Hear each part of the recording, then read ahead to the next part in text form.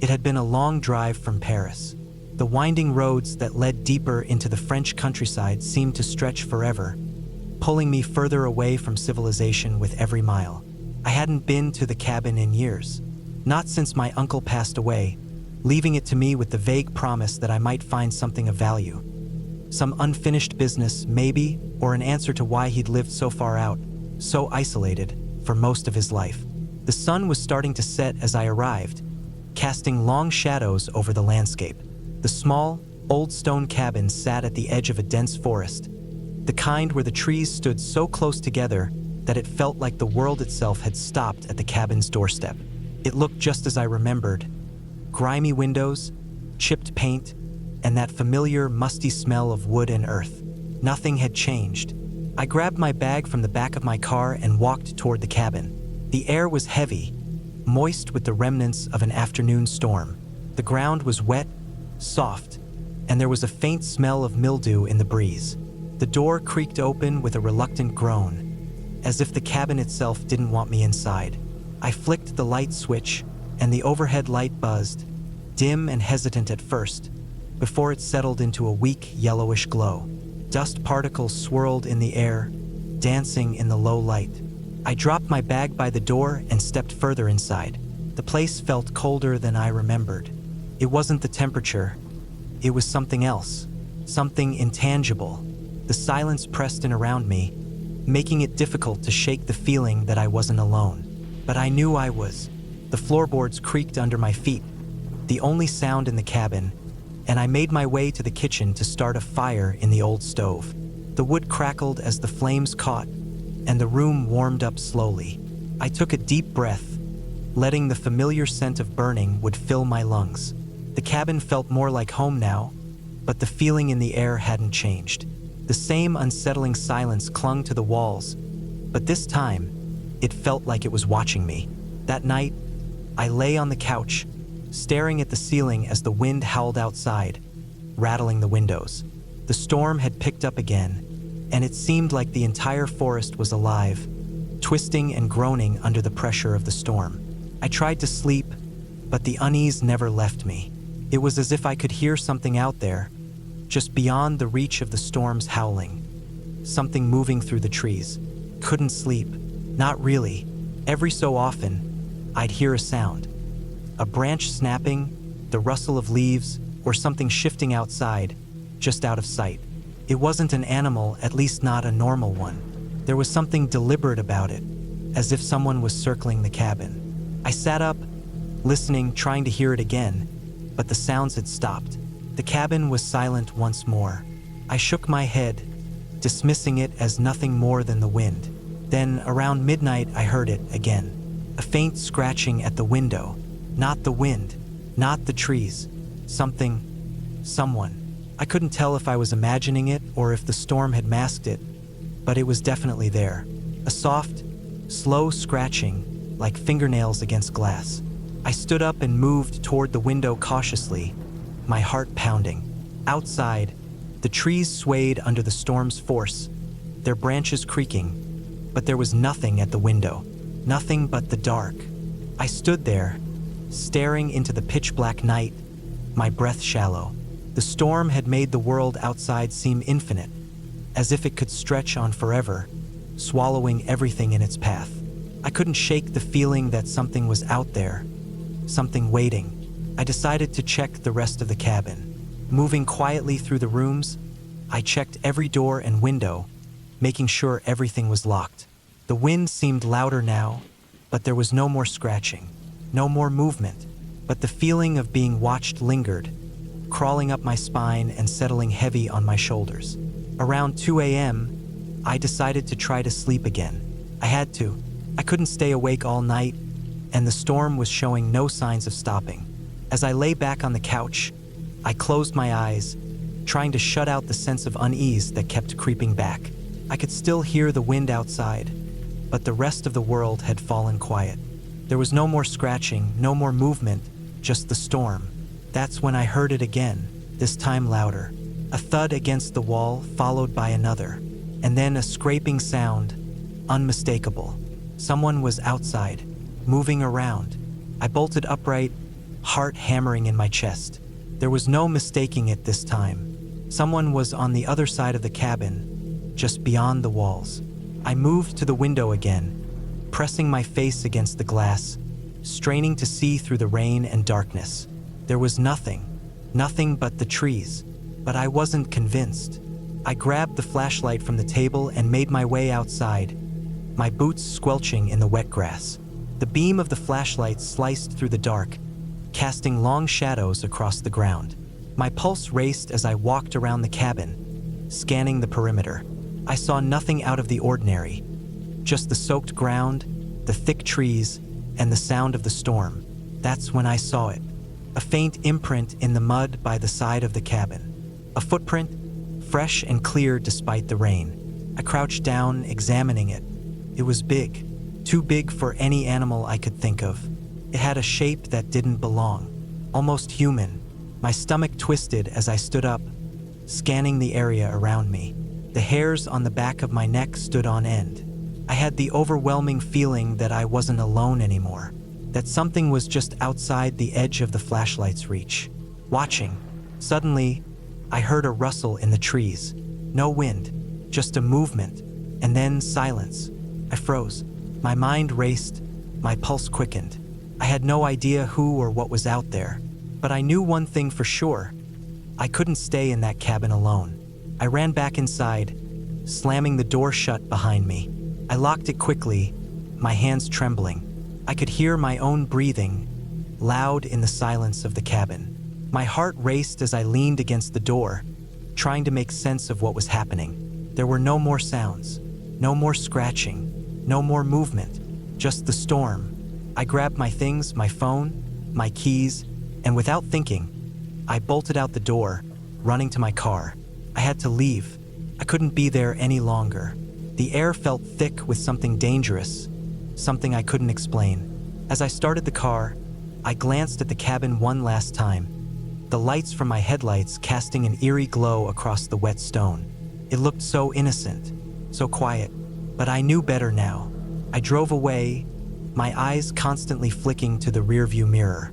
As I reached the main road, I dared one last look back at the cabin, but there was no one there, no movement, just the dark and the rain. I don't know what I saw that night or who or what was watching me from the trees, but I'm certain of one thing. There's something out there, something that watches from the shadows, waiting for the right moment to move. And that cabin is just the beginning. The storm may have passed, but I'll never forget the feeling of being watched, of being hunted, in that isolated cabin in the French countryside. And I'll never go back, ever.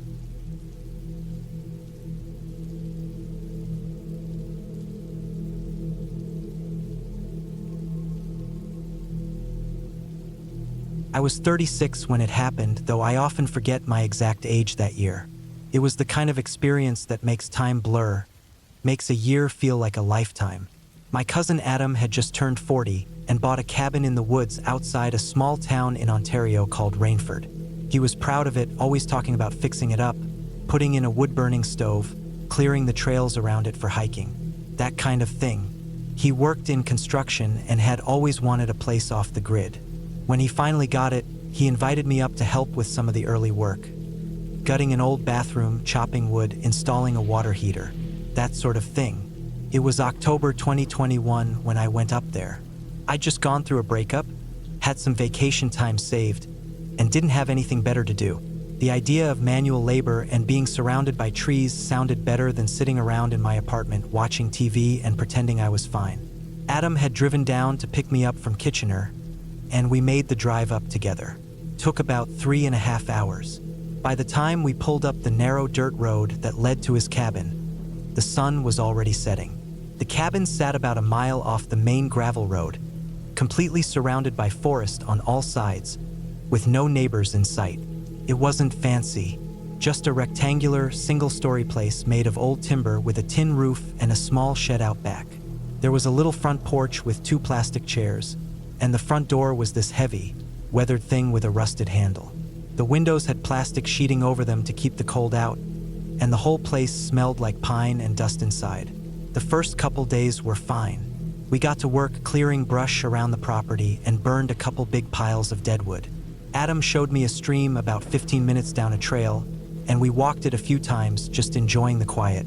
I slept on a cot in the main room while Adam had the single bedroom. We ate canned food, drank cheap beer, and talked about dumb stuff late into the night. It was peaceful. I remember thinking I should do things like this more often, but the peace didn't last. The third night was when things started to feel off. We just finished working on patching a section of the roof where water had been leaking in, and we were both exhausted. The sky had been gray all day, and the wind had picked up by evening. Around 10, we went inside, lit a fire, and turned in. I remember lying there in my sleeping bag on the cot, staring up at the rafters, listening to the wind scrape tree branches across the roof. At some point in the night, I woke up needing to piss. The fire had died down to coals, and the inside of the cabin was freezing. I got up, pulled on my boots, and slipped outside with a flashlight. The cold hit me instantly. My breath came out in big clouds, and I could barely see past the ring of trees around the clearing. I went off to the right, near the shed. There was a spot behind it we'd been using to piss. I stood there, half asleep, doing my business, when I heard a crunch of leaves off to my left. Just 1 or 2 steps, maybe 10 feet into the tree line. I froze, listened. Nothing. Just wind and a few creaks from the trees. I told myself it was a deer or something and went back inside, but I had trouble falling asleep again. The next day, Adam mentioned that he thought he heard something outside in the night too. I didn't say much. It wasn't exactly surprising to hear things in the woods. Animals, maybe the wind playing tricks. That's what I told myself anyway. That afternoon, we hiked out toward the stream again. It was colder than before, and the trail was covered in a thin layer of frost in the shaded areas. On the way back, we passed through a narrow section of trail where the trees grew in close. I remember seeing a shape, maybe 50 feet off the trail, standing perfectly still. At first I thought it was a tree, just a stump or a log. But then I looked closer and realized it was a person, standing upright, not moving. I blinked and they were gone, just like that. I didn't say anything to Adam. That night, I stayed up late, pretending to read a book while the fire popped beside me. I kept glancing toward the windows. At one point, I thought I saw a shadow move past the front porch, but it was gone before I could really see. The next morning, I found boot prints in the frost outside the front door. They weren't from me or Adam. Too narrow, too long. The tread wasn't like either of our boots. Adam had Timberlands. I had steel toes with a blocky pattern. These were almost sleek. I showed him and he shrugged it off, said maybe they were old and we hadn't noticed. But I could see in his face that he didn't really believe that. That day, we stuck close to the cabin, worked on clearing out the inside of the shed. It was packed with junk from the last owner, rusted tools, paint cans, some old hunting gear. There was a smell in there too, like mildew and something else I couldn't place. While Adam worked on sorting through a pile of tarps, I walked around the shed and checked out the back. That's when I found it. Something that still makes my stomach turn when I think about it. Behind the shed, just where the trees started again, I found a pile of dead birds, maybe a dozen. All small, robins, jays, maybe a sparrow or two. Their bodies were arranged in a neat circle, and every one of them had its head crushed. Not torn off, crushed. I stood there for a long time just staring at them. Then I kicked snow over the whole thing and didn't tell Adam. That night was the worst. Started around 2 in the morning. I was wide awake, heart pounding in my chest. I don't know why I woke up, but something felt wrong. The fire was out. The cabin was dead silent. I got up slowly, reached for the flashlight, and crept toward the window. Outside in the front yard was a man. He was just standing there, not doing anything, not moving, just standing facing the cabin. He wasn't wearing any kind of jacket or gloves, even though it had to be below freezing. He wore jeans, a tight dark shirt, and what looked like thin shoes.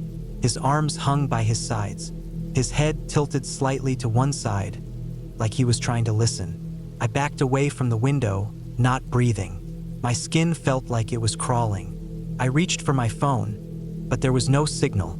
Adam was still asleep in the other room. I didn't want to wake him, I didn't want to make a sound. I just stood there, staring at the floor, waiting for something to happen. After what felt like forever, I worked up the nerve to peek again. He was gone. I didn't sleep again that night. In the morning, I told Adam everything. I told him about the man, the dead birds, the boot prints. He didn't say much, just nodded and looked out the window. Then he told me he'd found something too. The night before, he'd gone out for firewood around midnight and found a small bundle tied with twine hanging from a tree branch out back. Inside was a dead mouse and some kind of bone shard. He hadn't wanted to tell me and freak me out. We spent the day packing. No more fixing the roof, no more clearing brush. We wanted out, but the road back to the main gravel road was flooded. A shallow stream that ran across the road had swollen in the night from the rain and blocked the path. We couldn't drive through it safely. We were stuck. That afternoon, we double-checked all the locks on the doors and windows. We brought the axe inside, and Adam kept a hammer on the table. We didn't talk much, just sat and waited for morning. Around midnight, we heard footsteps on the porch. Clear, heavy footsteps, just pacing back and forth from one side of the porch to the other. We didn't move, didn't speak, just sat there, staring at the door. Then the footsteps stopped. For a long time, nothing. Then a single knock. Not loud, just a soft, slow knock. Then silence. We stayed like that until sunrise. The stream had gone down just enough by morning. We didn't eat or drink, just threw our gear in the truck and left. We didn't look back. We didn't talk about it for a long time. 2 months later, Adam sold the cabin. Never went back. He told the buyer it needed repairs and wasn't winterized. Never mentioned the man or the birds or the knock. I never saw the cabin again either. I don't want to. To this day, I don't know who that man was, or what he wanted, or how long he'd been watching us. But I think about him sometimes.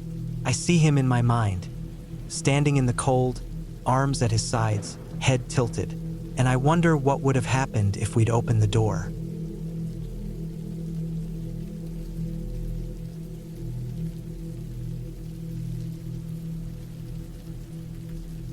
It was the fall of 2012 when I drove up north to spend a few weeks at a hunting cabin my uncle once used, tucked deep in the Black River State Forest in Wisconsin. I was 34 at the time, divorced and just looking to get away from everything.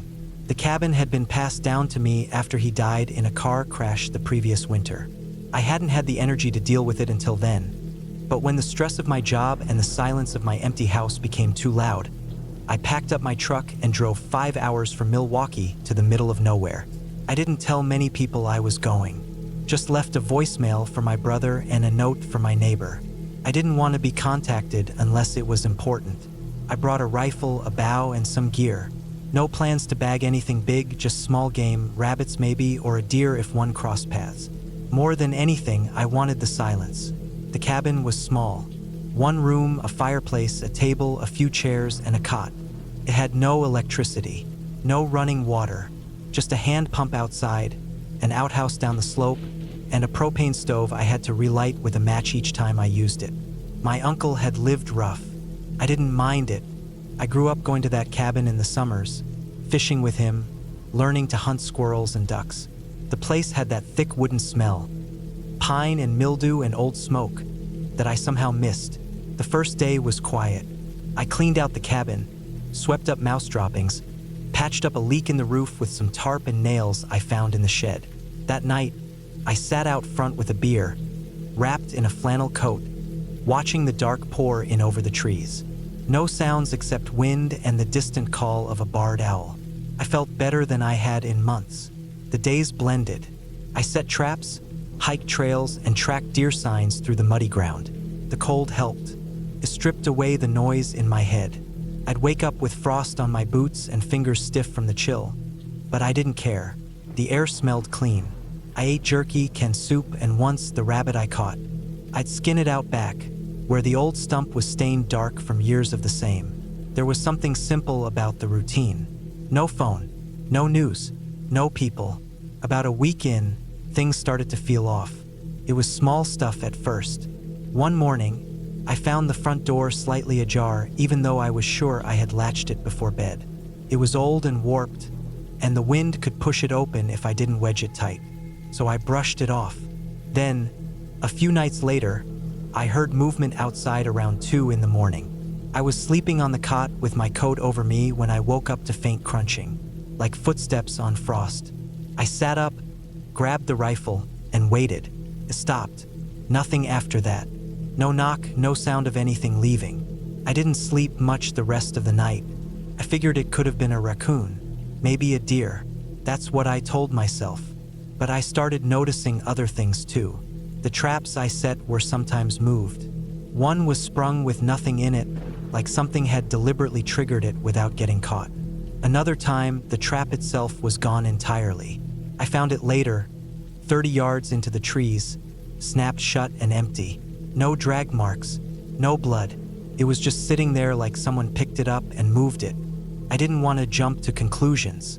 I've hunted a long time. I know animals can be weird, smart even, but not that smart. On the 10th day, I found tracks near the shed. Human tracks, too big to be mine. I wear a size 10 boot, and these were at least a 12 or 13. I checked all around the cabin. They came from the east tree line, circled the shed, and disappeared back into the woods. No vehicle tracks, no sign anyone came in by road. It rained the day before, so they were fresh. That shook me. I didn't have cell signal, so I couldn't call anyone. I had a battery-powered radio, but it only picked up a few AM stations, and they weren't worth much out here. I walked the perimeter, checked for signs of other camps, but saw nothing. That night, I didn't light a fire. I sat in the dark with the rifle across my knees, listening. I didn't sleep at all. At some point near dawn, I must have drifted off. When I woke up, the front door was open again. Wide open. I had locked it, wedged it with a chunk of firewood, too. The log was pushed aside like it weighed nothing. I jumped up, rifle in hand, and scanned the area. No movement, but more tracks in the frost outside. The same ones. Big, deep, going in circles around the cabin like someone was pacing. That's when I knew someone was out there. I thought about leaving, but the truck was parked a ways down the hill near the old service road. I had to carry water from the spring, and it made more sense to park near it. I didn't want to go out in the dark again. I figured if I made it to morning, I'd pack up and drive out. But the next night, it got worse. Around midnight, I heard something tapping on the wall. Not the door, the back wall. I froze. It was steady. Tap, tap, tap, like a stick or a rock. Not loud, not fast, just enough to let me know it was there. It moved. Tap, tap, now closer to the window. I sat in the shadows, rifle ready, breathing through my teeth. It stopped. Then I heard footsteps, fast, circling the cabin, crunching on the frost. I stood up, crept to the window, and peeked through the slit in the curtain. Nothing. Then a bang on the opposite wall. I spun, heart pounding. Another bang. Then silence. I waited for maybe 2 hours. Nothing else. I didn't dare sleep. At sunrise, I packed everything, tossed food in a bin, grabbed my gear, slung the rifle, and left. I didn't clean, didn't lock the door, just walked fast down to the truck. Frost was thick on the windshield. I scraped it with my knife, hands shaking. I drove fast down the dirt road, not caring about the bumps. I made it out to the highway by noon and kept driving south until I hit La Crosse, where I finally got phone signal. I called my brother, told him I was cutting the trip short. Didn't say why. He didn't press. I stayed with him that night. The next day, I went to the sporting goods store and bought trail cameras. The kind with motion sensors. I needed to know if I'd lost my mind or if someone was really out there. 2 weeks later, I went back. I didn't sleep there. Just set the cameras, 5 of them, facing the cabin, the shed, and the trails around the perimeter. I left them for a week. When I came back, I took the cards and reviewed them on my laptop at home. 4 days in, around midnight, the one by the back wall caught movement. A man, tall, wearing a jacket and a cap. Couldn't see his face. He stood near the wall for 5 minutes. Didn't move, just stood there. Then he started walking in circles. Slow, deliberate. Then he picked up something from the ground, a branch maybe, and began tapping the wall. Exactly like I heard. Tap, tap, tap. My blood went cold. He moved to the window, just stood in front of it like he was looking in. Then he turned, stared directly at the camera, and walked off into the woods. The next night, the same thing. Same man, different spot. He didn't go inside. He didn't try the door. Just lingered, like he knew I was gone but still wanted to be there. The last video was the worst. It showed the man crouched beside the firewood pile, not moving, just crouched, staring straight at the door. He stayed there for an hour. I didn't go back after that. I sold the cabin 2 months later to a couple from Minnesota. Told them it was a nice quiet spot for duck hunting. I didn't mention the videos. I deleted them eventually. I don't know why. Maybe I didn't want to carry the proof of what I already knew. Whoever that man was, he wasn't just passing through. He knew the area. He knew how to stay hidden. He had been watching me, maybe for days before I ever noticed. Maybe the first night I slept there, he was already out in the trees, just watching. I hate thinking about that. I've gone hunting since, but never alone. Never that deep. And I always tell people where I'm going now. I carry extra batteries, more ammo, and keep a satellite phone on me. People think the woods are peaceful. I used to think so too. But some things are worse than bears or wolves. Some things walk on 2 legs, breathe the same air, wear clothes and wait in silence. And they don't need a reason to be out there. They just are. And that's enough.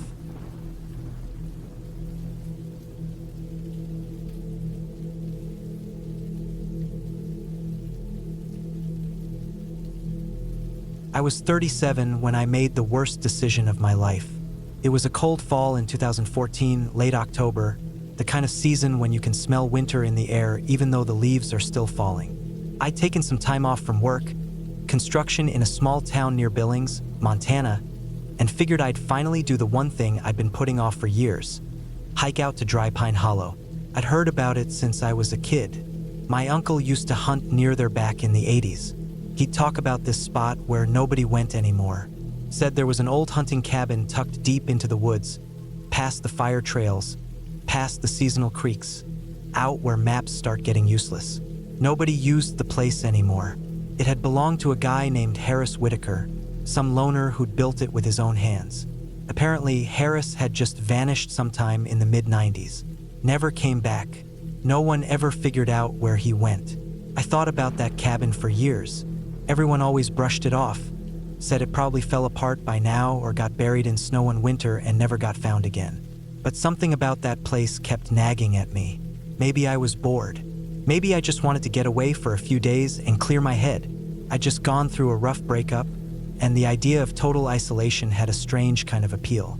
So I packed up a week's worth of gear, loaded my backpack with water, dried food, a hunting knife, my dad's old Remington, and set off with my dog, Gus. Gus was a 3-year-old black lab mix.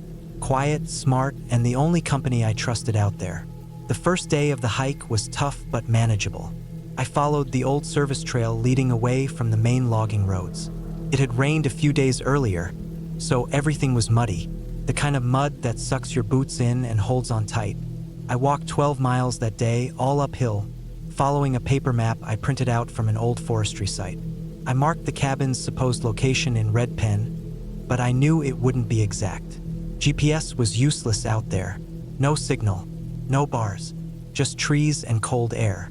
By the second day, the trail had thinned out into nothing. I had to bushwhack through dense brush, sidestep fallen logs, and occasionally backtrack when I hit impassable terrain. It was slow going, but Gus stayed close, sniffing out the path ahead. That night, I set up camp near a small rocky stream. The stars were out, the sky was clear, and for the first time in weeks, I felt something close to peace.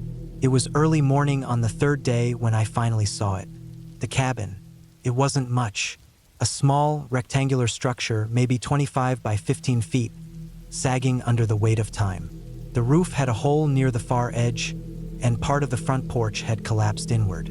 The wood was dark, soaked with years of snow and rain, and covered in patches of moss. It sat at the edge of a clearing, the forest behind it thick and silent. I stood there for a while, just looking at it. I'd actually found it. After all these years, it was real. Gus sniffed the air, tail low, body tense. That should have been my first warning. I stepped up onto the remains of the porch and gently pushed the door open. Creaked like a horror movie cliche. Inside, the air was stale and cold. Dust floated in the beams of sunlight cutting through the broken roof. There was an old wood stove in one corner, rusted and black. A rickety table stood against the far wall, its legs uneven. A cot with a moldy mattress lay near the back, next to a smashed window. But what caught my eye was the stuff still inside. Rusted tools hung on the wall. A few cans of food, long expired, sat on a shelf. A hunting rifle leaned against the corner. And on the table, beneath a thick layer of dust, were scattered papers. Notebooks, a few folded maps, and a small, leather-bound journal. I wasn't expecting that. I'd assumed the place would be totally empty, forgotten, but it felt like someone had left in a hurry. Or maybe they'd intended to come back but never did. I spent the rest of the day clearing out the cabin. Swept the floor, reinforced the broken porch with some scrap wood from a nearby shed, and fixed the roof with a tarp I'd brought. I planned to stay a night or two, just soak in the silence, maybe do a little sketching or writing. I wasn't looking for trouble. I just wanted space. That night, I made a small fire in the stove. Took forever to get going. The logs I found were damp and brittle, but eventually, I got it warm enough to take the edge off. Gus curled up near the door, ears twitching every now and then. I read through some of the journal. It was Harris's, no doubt. The entries were short, to the point. Mostly notes about hunting, weather, supplies. But around the middle of the book, things got weird. Not supernatural, not ghosts or anything like that. Just weird in a real, unsettling way. He wrote about hearing movement outside the cabin at night. Not animals, not wind, something else. I heard it again, 2 nights in a row. Sounds like breathing, but not close. Far off. Watching. Another page read, tracks near the back window. Not mine. Too deep, too wide. Not elk. One entry toward the end just said, if it's back again tonight, I'll stay awake. That was the last one. I didn't sleep much after that. At some point in the night, Gus growled. Low, quiet, but I heard it. My hand went straight to my rifle. I sat up and listened. Nothing, just the wind outside. I stayed like that for hours, heart racing, eyes scanning the dark. Eventually, I drifted off. The next morning, I found prints outside. Human prints. Or at least they looked human. Barefoot. Long, wide. No tread marks like boots would make. No claw marks like an animal. Just feet, leading from the edge of the trees to the side of the cabin and back again. I measured one with my hand. Bigger than mine by a good 3 inches. I told myself someone must have come through. Another hunter. A squatter. But who the hell hikes out this far, barefoot, in late October? I should have left then. Packed up and gone. But I didn't. The following night was colder. I built the fire higher. Gus wouldn't settle. He paced the cabin, growling now and then. Around midnight, I heard it. Not footsteps. Breathing. It was faint. Barely audible. But it was there. A slow, steady breath. Like someone trying not to be heard. I killed the fire instantly. Sat in the dark with the rifle on my lap. Eyes fixed on the door. Gus stood next to me. Body stiff. Tail down. The breathing came and went. Sometimes I thought it was just wind in the trees. Sometimes I didn't. By morning, it was gone. That day, I found more footprints. They circled the cabin. Twice. I followed them for a bit into the trees, but they stopped at a rocky outcrop like the person or thing just vanished. I was done pretending this was normal. I packed up everything and decided to leave at first light the next day. That night, I didn't sleep at all. I sat up with Gus, fire burning low, gun across my knees. I didn't read. I didn't eat. I just listened. At some point, I heard something hit the side of the cabin. A dull thud. Then again, like something was throwing rocks. I stepped out with my flashlight and rifle, scanned the woods. Nothing. But when I turned around to go back inside, I saw something that froze my blood. A figure just barely visible at the edge of the trees. Tall, still, watching, not moving, not hiding, just there. I didn't shout. I didn't shoot. I just backed into the cabin, shut the door, and bolted it. By dawn, the figure was gone, but the footprints were closer now, right up against the cabin walls. One on the porch. I didn't eat breakfast. I didn't say anything. I just grabbed my pack, called Gus, and started walking. The hike back should have taken 2 days. I did it in 1. I didn't stop, not even to drink. Gus stayed close the whole time, never running ahead, never wandering. He knew something was wrong. We made it back to my truck by nightfall. I drove without stopping, without looking back, all the way into town. I never told anyone about it. Not in full. Just said I found the cabin and it creeped me out. Nobody pressed. A few weeks later, I went to look up Harris Whitaker. I couldn't find any records of him past 1996. No death certificate. No missing person report. Nothing. Like he'd just stopped existing. I still think about that figure sometimes. That breathing. Those bare footprints in the cold October dirt.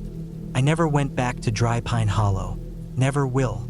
But I know that cabin is still there, rotting slowly in the forest, full of silence, watching, and something out there, whoever or whatever it was, it didn't want to be found. And it sure as hell didn't want me there.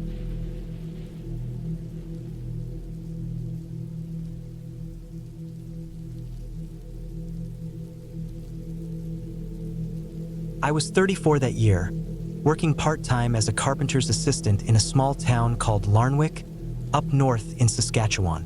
The work was seasonal and that year had been slow. There were just too many guys doing the same thing and not enough people needing help. So, when my old coworker Greg told me about a short job that paid under the table, I didn't think twice. He'd gotten a call from some guy named Alton who needed help fixing up a cabin on his late uncle's land. The place had sat abandoned for years. Now the family wanted to fix it up and sell it before the land taxes caught up.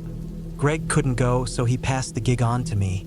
Alton was offering $500 just to clean out the place, patch up some walls, and get it ready for the real estate photos. Sounded easy. I'd have to stay there overnight since it was 3 hours out into the bush, past a place called Torson Creek. But I didn't mind. I'd camped before. I had tools, a beat-up old truck, and no other plans for that weekend. It was early October, not cold enough for snow, but the air had that wet, smoky smell like the season was about to turn. The trees were already going orange. I loaded up the truck on a Thursday morning and started the drive. The directions were pretty simple until the last half hour. Past Torson Creek, I had to follow a logging road that cut through a long stretch of Crown land. No service, no signs, nothing but dirt and potholes. I stopped twice to make sure I hadn't missed a turn, but I eventually found the rusted gate with an old chain lock hanging off the post. It wasn't locked, just looped through. I swung it open, drove down the trail another half mile, and finally saw the cabin. It was smaller than I expected. Just one story, square-shaped, with a tin roof that had gone dull with rust.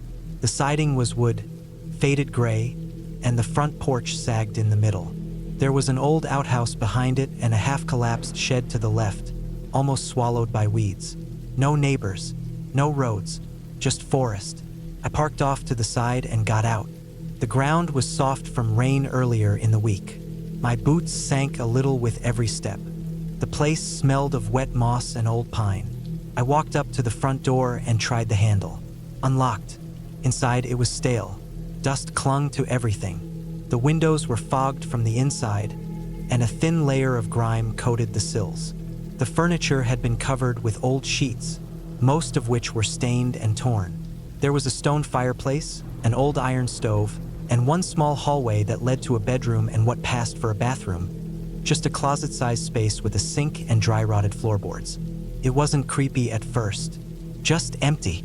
I brought in my sleeping bag, my tools, and some canned food. I wasn't expecting luxury, just a roof and a weekend of work. I started with the windows, scraped them clean, opened them up to air the place out. Then I took the sheets off the furniture and started hauling trash into a burn pile out back. There were old papers, boxes of rusted tools, broken dishes, rat nests. The bedroom had a collapsed bed frame and a moth-eaten mattress. I dragged it all out and left it near the shed. Around 4 p.m., I took a break, ate a sandwich. The sun was already getting low, filtered through the trees. It got quiet in a way that pressed on your ears. Not peaceful, just empty. No traffic, no voices, not even wind. That was when I first got a strange feeling, like I shouldn't be there, but I pushed it down. I told myself I was just tired from driving. I worked until dark, then lit a fire in the fireplace and sat on the old couch. I didn't have cell service, so I read an old magazine I found tucked in a drawer. Around 9, I unrolled my sleeping bag in the corner and tried to fall asleep, but I kept waking up. Not to sounds, just a feeling, that kind of half-awake sense that something's off. I'd sit up, look around the room, wait, then lay back down. That happened 4 or 5 times. Each time I felt more wired. The last time, just past 2 a.m., I sat up and listened. The fire had burned low. The only sound was the pop of the last coals. I swear I heard something outside. Maybe a footstep. Maybe just a branch snapping. I didn't go out to check. I told myself animals wander around cabins all the time. But I didn't sleep after that. I waited until morning and got straight to work again. Cleaned out the kitchen, fixed a sagging shelf, removed a broken door from the bathroom. Around noon, I went to check the shed. It was more collapsed than I thought.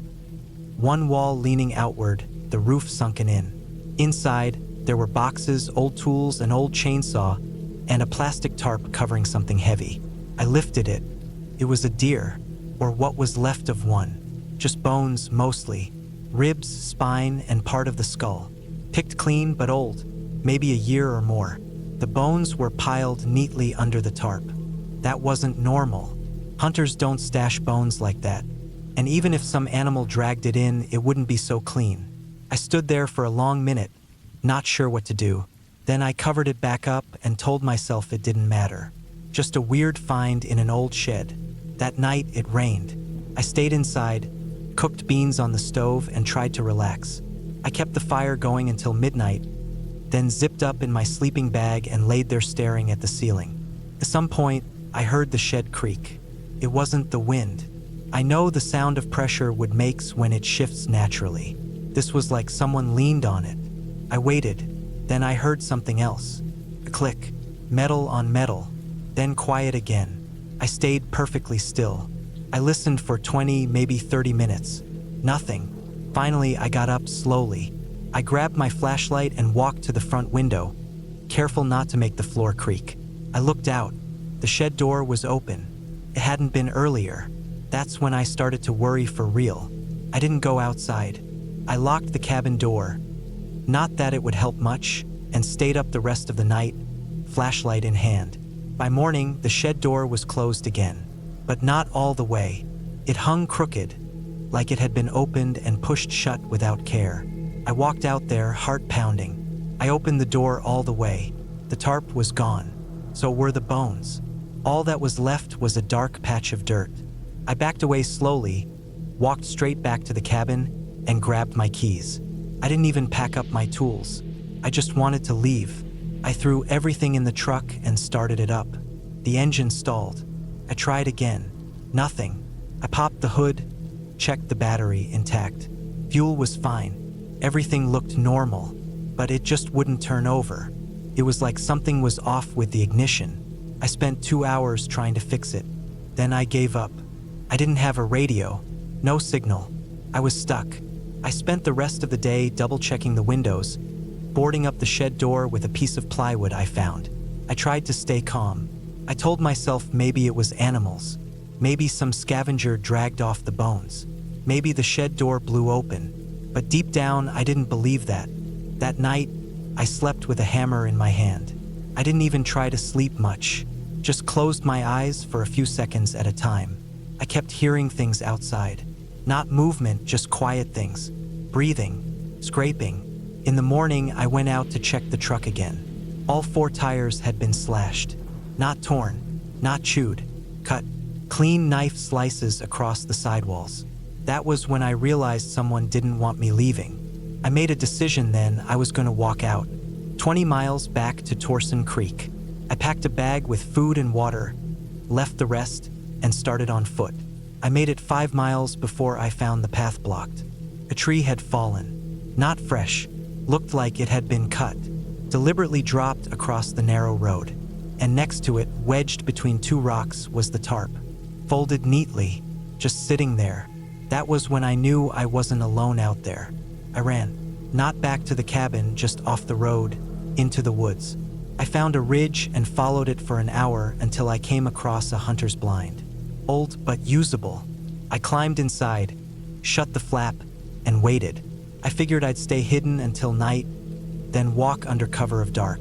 But just before sunset, I saw someone, about 100 yards off, just walking through the trees. Not hunting, not carrying anything, just walking slow, looking around, looking for me. I waited until they passed. Then I stayed put. I didn't move until the sky went black. Then I climbed down and started walking. No flashlight, just moonlight. I made it all the way to the gate by dawn. That rusted chain was gone. I stepped out onto the gravel road, boots blistered, knees shaking. The farmer picked me up an hour later. I didn't say much, just told him I'd been stranded. I never reported it. I didn't even go back for my tools. That cabin was probably sold a few months later. Fixed up. Maybe someone lives there now. Maybe they never saw anything strange. Maybe it was just me. But I don't think so. There was someone out there. Someone who lived in those woods.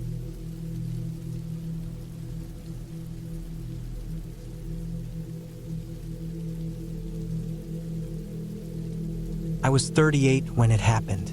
This was back in late autumn of 2017. My name's Mark, and at the time I was working as a freelance surveyor, taking on private contracts out west in Montana. Most of the year I lived out of a small house I rented in Helena, but whenever a job took me out into the backcountry, I'd sometimes stay in one of the old cabins scattered across state land, especially if I knew I'd be out there for more than a couple days. Some of those cabins were run down. Some weren't even really cabins anymore. But this one up on the eastern slope of Flathead Ridge was still solid. A guy I worked with once told me about it. Said he used it twice, left it stocked, and that it stayed dry. I had a contract that week to map and mark a remote patch of woodland being prepped for a private sale.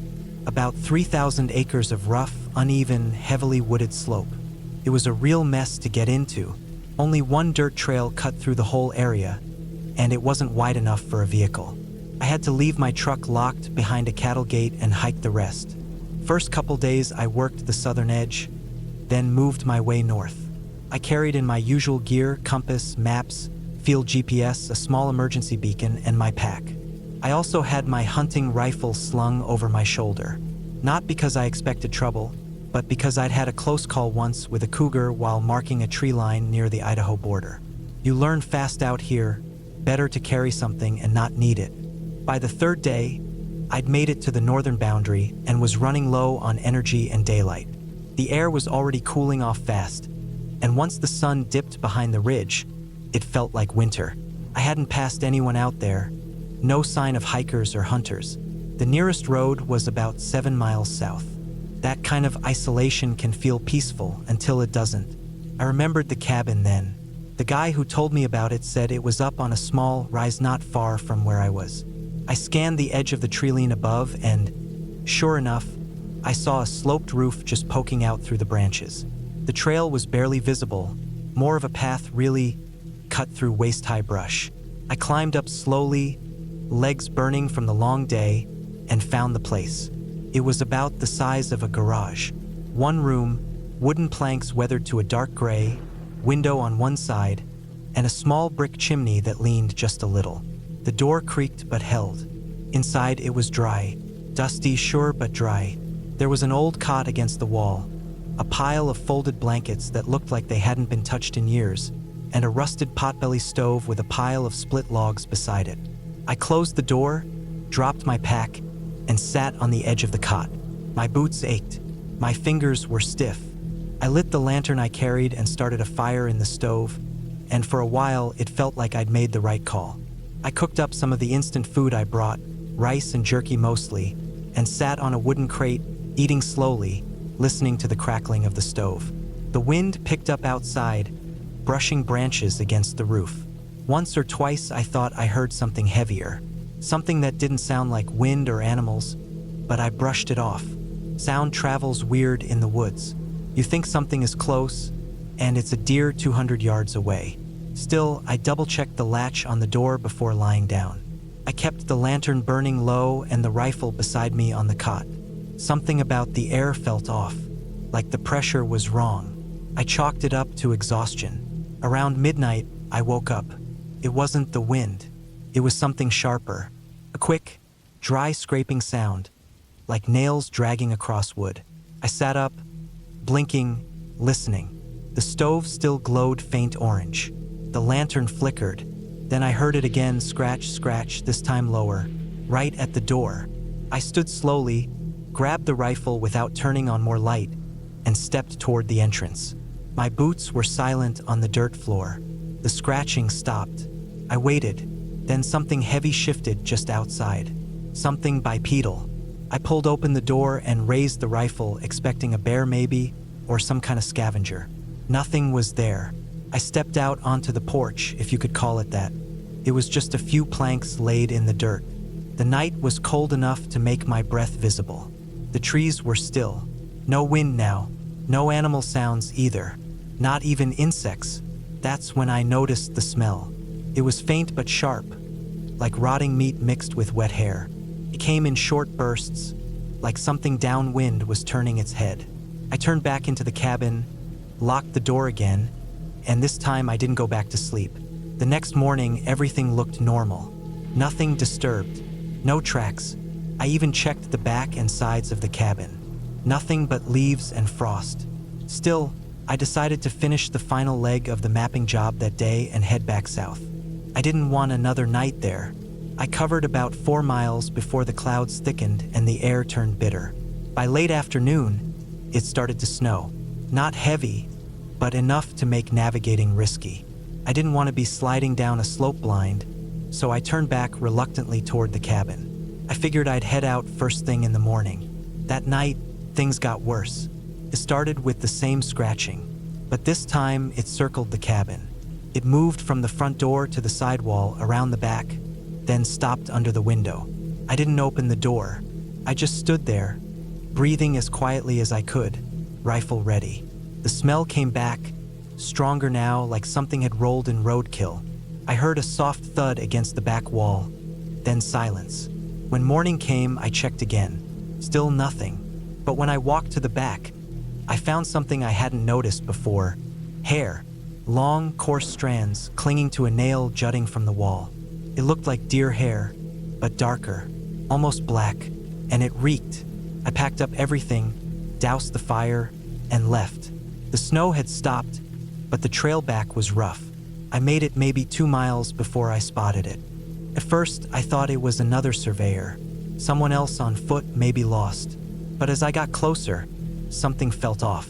The figure was too thin, the limbs too long, and it wasn't walking, it was crouching, just off the trail, still as stone. I stopped, turned its head. I don't even know how to describe that face. It looked like something halfway between a person and a deer, but wrong. The eyes were too deep, the mouth too low, and the skin looked pulled tight like leather stretched over a frame. Then it stood up. It didn't run. It didn't growl or charge. It just stared. Then it mirrored me, step for step as I backed away. Not fast, not slow, just steady. I turned and walked, not running, because some instinct told me not to. I kept my rifle up, heart pounding, every step planned. I didn't look back again until I was halfway down the slope and could see the gate where my truck was parked. It wasn't behind me. I climbed into the cab, locked the doors, and sat there shaking. When I finally felt calm enough to drive, I pulled out, drove all the way to Helena, and didn't stop until I was back in my rental. That night, I took a shower, packed my gear away, and tried to sleep. Around 2 a.m., I heard something outside the house, a soft scrape. I looked through the blinds and didn't see anything. But in the morning, I found footprints in the frost by the side window. Not boots, not shoes, bare feet. I filed the final report for that land and never took another job near Flathead Ridge again. I never went back to that cabin. I never even told anyone the full story. Not my friends, not my coworkers. But I did start locking every door and window at night. I installed cameras. I moved to a place closer to town. Not because I'm scared, not exactly, but because I know what I saw was real. It wasn't a bear. It wasn't a man. And it wasn't something confused or sick.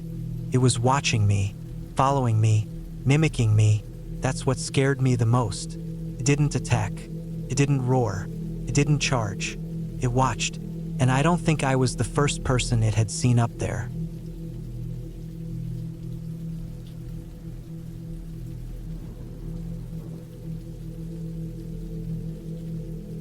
I was 38 when I took the job that led me to that cabin. It was late October of 2016, and I had just left a security company in Manchester after nearly 12 years. Things had gone south fast, new management, pay cuts, and more hours with less structure. I had no wife, no kids, and after renting the same flat for almost a decade, I realized I had no real reason to stay. A buddy of mine from my old job, John, had mentioned this property management gig up north near the Scottish border. Remote properties, some government-owned, some private, all needing people to do maintenance, inventory, or simply check-ins for insurance and security. I applied, and 2 weeks later I was driving up the A74 in a beat-up van with a crate of tools, a backpack, and an old .22 rifle I kept mostly out of habit. I wasn't a hunter, but I didn't like being alone in the woods completely empty-handed. The first few weeks were simple enough. I bounced between some abandoned farmhouses, a ranger post that hadn't been used in 5 years, and a burnt-down storage shed. I logged everything, took photos, replaced locks, the kind of work that lets your mind wander a bit, though you still had to stay sharp for old nails and rotten floors. The company, Mid-North Holdings, they called themselves, sent me the location of a cabin called Site 12. No address, just a set of coordinates and a basic outline. Overnight security check, the email said. Possible signs of recent break-in. Stay through the night. File your report in the morning. That was it. It was about a 2-hour drive from the main office they'd set up in Dumfries. After about 40 minutes on a proper road, the track got rough. Narrow, muddy, and filled with half-buried stones that threatened to snap an axle. I made it up the trail just before dark, parked near a moss-covered boulder, and did a quick sweep of the outside. It was a squat, square thing, plain timber boards, steep roof, one small chimney, and just a single door. No porch, no lights. The windows were dusty, a few with small cracks, but nothing open or clearly damaged. I didn't see any tracks in the mud, though by then the light was almost gone and the rain had started. Inside was dry, cold but dry. The floorboards creaked in that long-settled way that meant no one had stepped on them in a while. The interior was bare bones. 1 table, 2 chairs, a bunk, and an old cast-iron stove in the corner. A few shelves with some tin cans and expired beans. No lights, of course. I had my lantern and a set of small battery lamps I clipped around the beams. The rain picked up hard by 7 p.m., drumming loud against the roof. The air smelled like old wood and mouse droppings. I set my things down, made sure the door was locked, and sat on the bunk going through my inspection sheet. The first few hours passed slow. I wrote down the condition of the door, the chimney, the windows, and noted there were no visible signs of forced entry. Around 9:30, I heard a knock, not at the door, on the wall just beside the far window. One single thud, like someone knocking on wood with their knuckles. I froze. I waited. Nothing. The rain masked a lot of sound, but this had been sharp. I grabbed the flashlight and walked to the window. I couldn't see anything, just the glare of rain and wet trees. I opened the door and shone the light into the trees. Still nothing. The rain slapped against my coat and pooled at the edge of my boots. No movement, no footprints, no broken branches. I stood there a while, just listening, and then shut the door and bolted it again. I told myself it was nothing. Maybe an old branch came loose and hit the wall. Maybe something fell from the roof. But 10 minutes later, I heard another sound. This time it was different. Not a knock, but a scrape long, slow, against the wooden wall behind the bunk. I got up quickly, lantern in one hand, rifle in the other. The sound stopped as I approached. The back of the cabin was against a slope, so the window on that side was higher up, no easy access from outside. I opened the back window slowly and pointed the light out. Just the slope, a few scattered rocks, and dark trees. Still, I didn't feel right. The kind of unease that crawls up slow and wraps around your ribs. I stayed up. I didn't sleep. I put the rifle beside the bunk and sat with my boots on, watching the window. The rain got heavier. Around 1 a.m., the scraping came again, this time at the front. Shorter, then a quiet tap on the glass. I stood up, fast, and moved to the window. There was someone standing there. Not clear, not a face, just a shape. A tall, broad figure, maybe 10 feet away, standing in the rain, not moving. No flashlight, no sound. Just standing, shoulders hunched slightly. Couldn't breathe right. I stepped back and reached for the rifle, keeping my eyes locked on the shape. It didn't move. I blinked, looked again. It was gone. I flung the door open and shone the beam into the woods. Empty. No movement. No sound but the rain and the wind through the trees. I walked 20 feet out, checking the ground. No footprints, just my own already filling with water. I went back inside, locked the door again, and slid the table across it. Then I turned off all the lights. Maybe that sounds stupid, but I felt like the lights made me a target. I sat in the dark, only the faint glow of the lantern, and listened. By 2:30, I heard something behind the cabin again. This time it wasn't scraping. It was breathing, heavy, close. I could hear it right against the back wall, just beyond where my bunk sat. Low, wet breaths, like someone catching it after a long run. I didn't move. I didn't speak. Just sat, staring at the floor, rifle resting across my lap. Kept on like that for maybe 5 minutes. Then it stopped. Nothing. No footsteps walking away. No retreating sound. Just silence. At first light, I was outside, boots soaked, breath steaming in the cold air. I did a full sweep. No prints, no damage, but the grass behind the cabin was flattened, wet and matted like something had stood there a while. That was the only thing I found. I filed the report with vague wording, unconfirmed presence, possible animal activity, no clear evidence of break-in. I didn't want to sound crazy, but I didn't go back. Not for a long time. Months passed. Spring came. They offered me another northern post and I turned it down. I stuck to the lowlands, closer to towns, closer to people. It wasn't until over a year later that I saw the file again. Site 12. Another inspector had been sent. A guy named Graham, mid-40s, ex-military. He quit the same night he stayed there. No explanation. Just packed up and left the company within 2 days. No formal complaint, no report. They shut the cabin down after that. Officially, they listed it as unusable due to structural decay. But I knew it was more than that, and I never told anyone what really happened. No one would believe it anyway. There was nothing supernatural. No ghost, no monster, just a man, or something that used to be one. Someone who still walks those woods, watching the empty cabin, waiting for someone else to stay the night. I kept working another 2 years before I left that job for good. I moved south, got a small house near Leeds. Quiet place, flat land. You can see anyone coming from miles away. Some nights, when the rain starts and the wind picks up, I think about that cabin. About the breath on the other side of the wall, the figure in the rain, the silence that followed. I still keep the rifle by the bed. I never saw that shape again, never heard that sound. But I know it's still out there. And if you ever get a job that tells you to spend the night alone in some remote cabin up north, don't.